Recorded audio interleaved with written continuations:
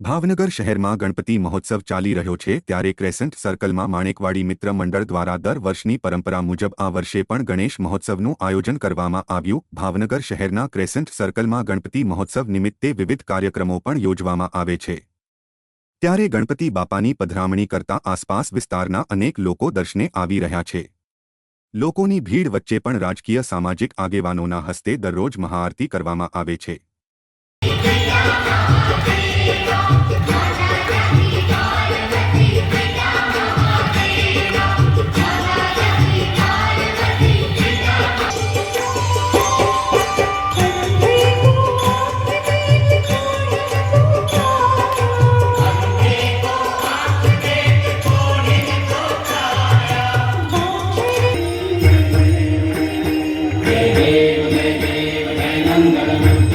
दर्शन मात्रे मन कामना पूर्ति जय